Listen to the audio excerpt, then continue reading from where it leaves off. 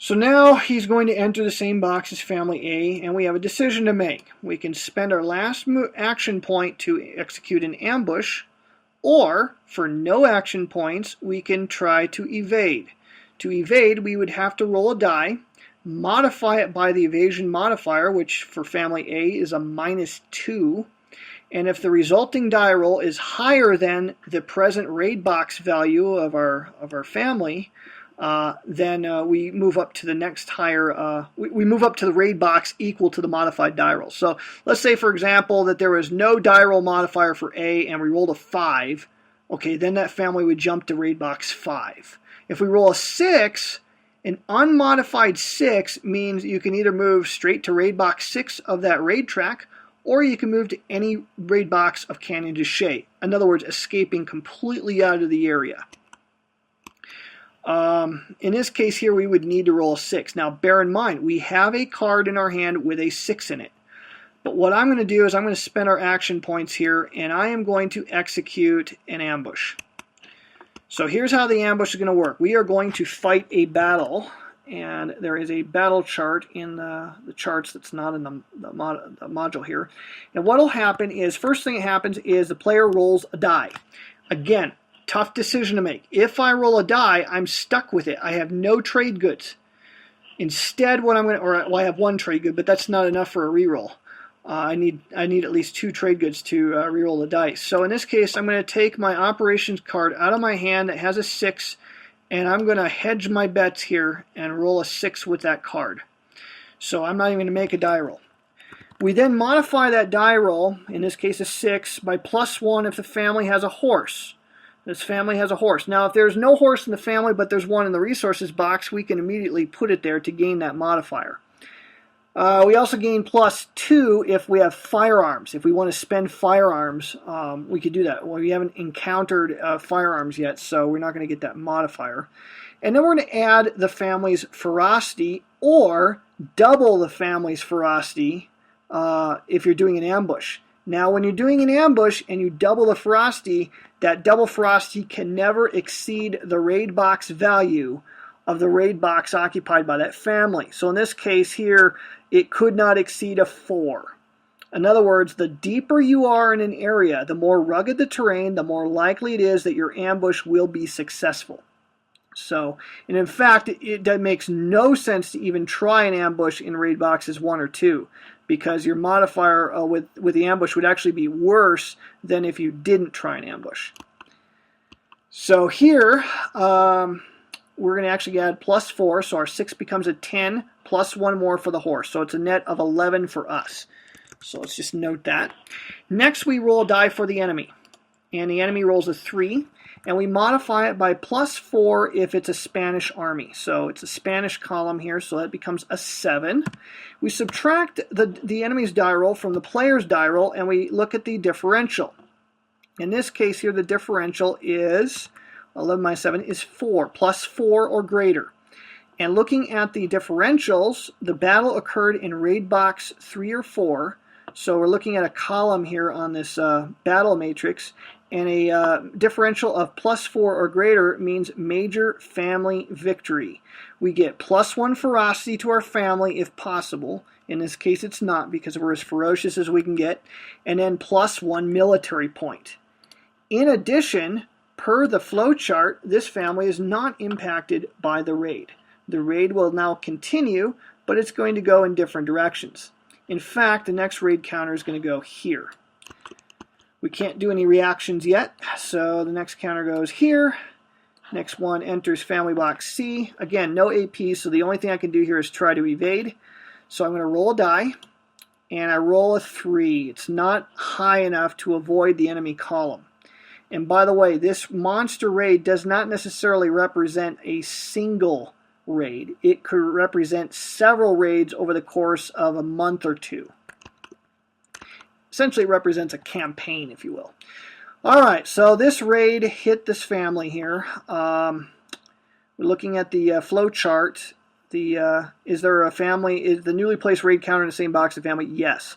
For each family in the same box as newly placed raid counter, family must either fight a battle, if the family has man and military points, or suffer results. In this case, my family here is not very ferocious, and I would probably lose the battle. So instead, what I'm going to do is I'm going to suck it up and take the results here. I have to remove one population counter from the family. So family C is going to lose a population counter, and I'm going to take the woman out and preserve the man. And then I lose culture points. Because my ferocity is 0 or 1, I'm going to lose culture points equal to the number of empty boxes in that family. Now, since there's an empty box for the woman and child, I lose 2 culture. So I ended up gaining 1 military point through the ambush, but I just lost 2, and the raid is still not over. The hits just keep on coming. So now the raid continues into Hopi land, and because there's corn there, 2 counters will then be placed. And family D may attempt to evade. And he rolls a 3, which is modified by +1 for the ferocity rating, so he's actually going to go to raid box 4 of Hopi land. And he must go to that modified value raid box. You cannot voluntarily reduce the die roll value. Because sometimes evasion will push you further back into an area than you really want to go. But what basically it represents is that family being totally disrupted. There are 3 enemy raid counters remaining, and so the raid will continue. Now they cannot cut through Canyon de Chelly to get at family B. So let's actually calculate and see which direction the raid counters are going to go. To get at family D would cost a total of 9 movement points. To get at family B would cost 6 movement points, so that is the direction they will go. They will move 1, and 2, and 3, and guess what? They don't have enough movement points to quite reach them, so family B escapes. So it's kind of funny. If you count the number of boxes, family D was actually closer, but because of the ruggedness of the terrain, the enemy column actually, basically, they lose their quarry in the mountains, and so now they're hearing reports from some scouts of another family group to the north. But by the time they get up there, their horses are all worn out, broken down, and they've lost interest in pursuing the natives, so they return back to New Mexico. So you can see how the game actually develops a pretty cool narrative as it plays out. At this point, we clear away all the raid counters, get rid of the corn that was encountered by that, and such ends the raid. Enemy has no more APs available, so all the instruction counters reset and shift. And the it's now our turn to do something, and so we're actually going to do a planning op. So we slide our elder to the right, we gain 1 AP out of that. Spend wisely.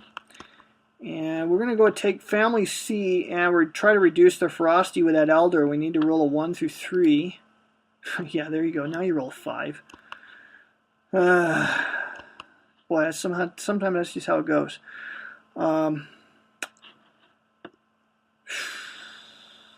You know what? I'm going to spend that 1 AP to use one of my families with a woman to make a second trade goods counter. So now we have a reroll option to us. And that's all I'm going to do with my planning operation. It does cause the cubes to reset, which is unfortunate. But now we come to the major event, which is very cool, because now, because I undertook a planning operation, I get to look at the next 3 cards in the deck, see what they are, and I can reorder them in any order I so choose. And you want to choose this very, very carefully. This is a very powerful capability. By doing this, I know that within the next 3 cards, there's not going to be a historic card that comes up, so I can plan around that accordingly. Because if I think there's a historic card that's going to come up, I'm going to probably want to spread my families out and definitely be in the 3 easternmost areas if at all possible. So I know that's not going to be the case, so I got a little bit of breathing room as far as that goes. I also see that Bad Harvest is going to come up. And the effect of Bad Harvest is going to be it's going to ruin up my corn, so it makes no sense to even try to plant corn, so I can base my decisions around that accordingly. I would really like enemy instructions to reset here soon, so I'm going to make this the topmost card. And I'm going to put the 2 other cards, since they're very similar to one another, I'm actually going to put them underneath and put that one on top, so that'll be the next card to come up for me. Shaman is probably one of the most powerful events in the game, and there's only a couple of them, but I always like to take a planning operation to exercise that very useful intel.